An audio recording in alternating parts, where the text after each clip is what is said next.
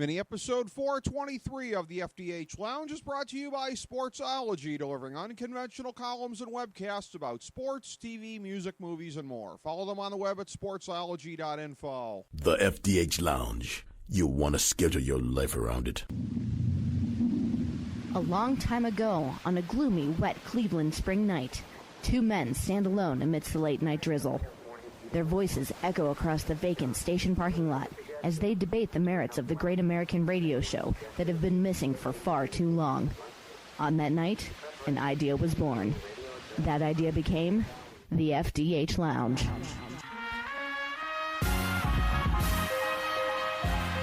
Welcome to the FDH Lounge. This WrestleMania 30, Evan, I have to say, I got accused by some folks of a little bit of prisoner of the moment when I said probably a top 5 of all time as far as the WrestleManias went, but I'm the kind of guy, I don't know about you, but if there are shows that have bad stretches in them, then I don't want to hear about it. One of our colleagues on the show has really talked up WrestleMania 10 to me. It had 2 5-star matches.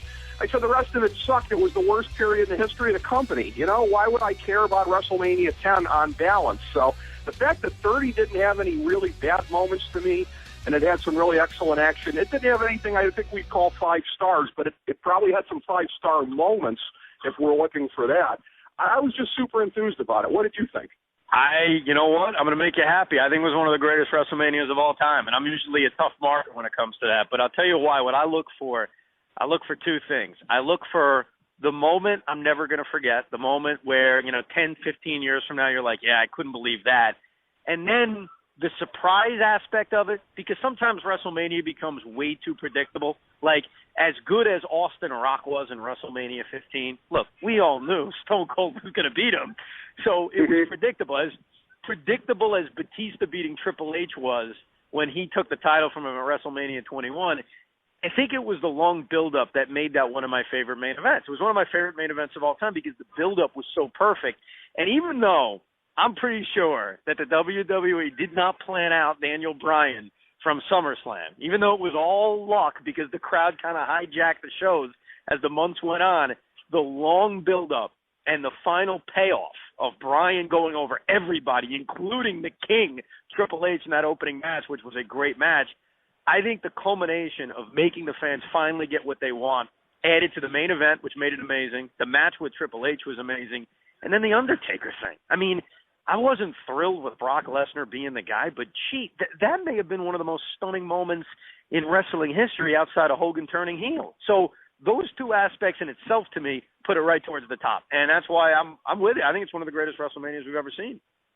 Exactly. And, that was sort of the Bruno and Koloff moment for our lifetime. We weren't around to see that in the Garden back in 71 when everybody went completely silent with shock. But it's funny because it was the same thing, even though we're in the modern age and everyone being smart marks.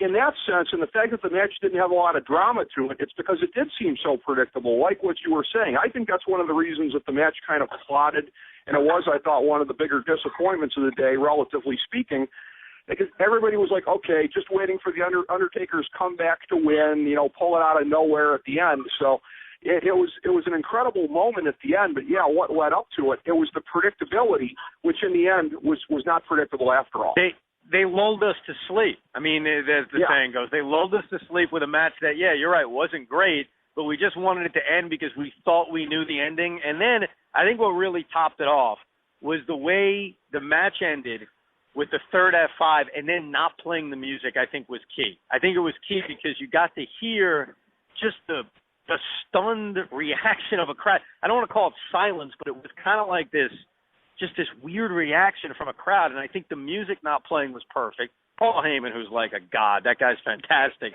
Him playing it up was fantastic. Lesnar even, I give him credit, like his reaction of being shocked was great.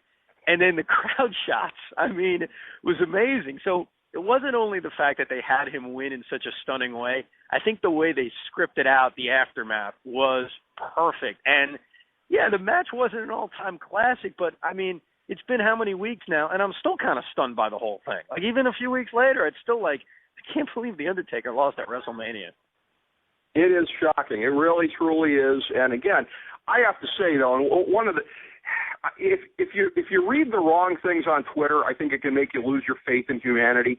I just kind of blew my stack when I saw one too many people, which I guess would be one for the sake of argument, comparing the end of the streak to the death of the Ultimate Warrior and saying, my childhood is gone. I mean, I'm calling for mandatory sterilization of all the people who conflate that, Evan. You know, they're both shocks, but for the love of God, they're not shocks in the same way. One is actually tragic. No, that's ridiculous for anybody to think that. And you know what? I think they needed to end the streak. If this was my whole theory is, and maybe I'm right, maybe I'm wrong, that this is it. This was his last match, and maybe he realized a few weeks before that he couldn't go again, that this was going to be it. And if he knew this was going to be it, then I'm glad he did lose to Lesnar, because I think a part of wrestling is that you hand the baton off, is that you lose. You don't retire as champion, you know? You don't get to walk away as the king. You kind of have to. Now, look, the handoff being to Lesnar is kind of strange. I think we'd all agree with that. But I like the fact that if this was it for him, let him lose. And so I think that's the beauty of wrestling. That's the way it's always been. So obviously comparing it to Warrior is insane, but the more I think about it, the more I'm glad, especially if it's his last match, that that's the way it should end. And this is a guy who, you know, respects the business a lot. We've always heard about that. And I think he probably wanted to lose. And I'm glad he did, even though the guy he lost to, it was a little strange, especially when he disappears 5 minutes after. Well, yeah, exactly. And I actually agree with you on that. I've been a proponent of him losing to somebody at WrestleMania before he hangs him up. I actually hoped and thought it would be Batista back in 2007. I thought that's what they were building to. Now, history has proven me wrong on that. Batista would not have been the right guy. But, again, it's really interesting to see how it's shaping up. The thing I think that we would also agree was excellent coming out of there in terms of elevating young guys. Cesaro getting his moment with the Battle Royal. An interesting decision putting him together with Paul E. right off the bat there. Where do you think that's going? I've seen rumors about a Lesnar SummerSlam match. I guess it depends on whether or not you believe Lesnar is going to get the title shot at SummerSlam or next year at Mania. Yeah, I mean, that's the one thing that annoys me about him. Like, if you're going to have him beat The Undertaker, can he, like, stick around, like, have him feud with Daniel Bryan right away or something like that? Instead, he disappears for months and months. But, yeah, the entire pay-per-view was about promoting young guys, with the exception of John Cena beating Bray Wyatt, which I guess he'll lose now at Extreme Rules, or something's going to happen with him. God knows what. But I do think that was kind of like the future WrestleMania. Like, we finally got to see the future of the company instead of the year before where we're seeing the recycled Rock Cena main event. Now, this year, we got to see the rise of some of the young stars. Cesaro, even Roman Reigns, who, I mean, it's obvious he's going to be a superstar, and obviously Daniel Bryan. So from that regard, it was almost like the WrestleMania ushering the new era. Well, the thing about Bryan and Brock, where I will give them, and again, I would like to see Brock around more, and again, he's got that really sweet contract. Props to him for working that out. But yeah, they should be paying him more to come in for more dates, because supposedly he's amenable to doing that. I would agree with holding off on him and Daniel Bryan, just because I think that would be the classic thing of booking yourself into a corner by doing it this soon. Daniel Bryan can't lose the title this early, and the guy that beat The Undertaker can't lose his next match. No, I agree with that. I guess the only problem I have is that Kane. I mean, Kane has been a joke for how many months now, and I know he puts the freaking mask on and he's supposed to become Superman again, but I have a tough time really buying into Kane versus Daniel Bryan. It should have been, and I understand why they're doing it because of the whole evolution thing, it should have been Daniel Bryan versus Randy Orton, considering Randy Orton technically never really lost the match at WrestleMania, or even Batista and Daniel Bryan, and have Daniel go over those guys, or one of them, or both of them, or what have you. It's tough to buy Kane. This is a guy who 3 weeks ago didn't have a mask on, and he was like basically becoming a jobber. Now all of a sudden he's main eventing a pay-per-view with Bryan, but I get your point. I think down the road we'll see Brock Lesnar, but they've got to figure out a way to get him involved more. I mean, especially since he is the guy that ended the streak. Well, exactly. And in the case of Kane, it's probably going to be a semi-main event with Daniel Bryan, which I have to say, 10 years later, the parallels are shocking. Short little guy wins the main event in a three-way match, gets put into a semi-main event feud with Kane. If I were Brie Bella and Daniel Bryan said something about wanting to buy a house in the Atlanta area, I'd be pretty shocked and disappointed right about now. I got to tell you, I did not think of that comparison. So you deserve all the credit and or blame for thinking about that. I have not, to be honest with you. I have a sick mind, Evan. No question about that. Clearly, it's all on you. Not a surprise to anybody.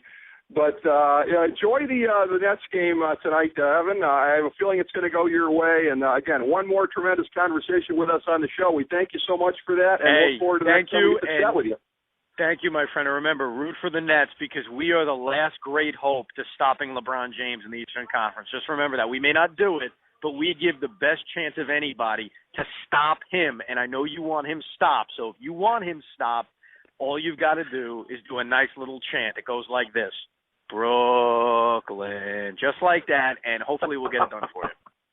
I hope so. NETS, Nets. Thank you so much, Evan. We really appreciate it. Have a great time tonight. Have a good one. Thank you all for joining us today in the FDH Lounge.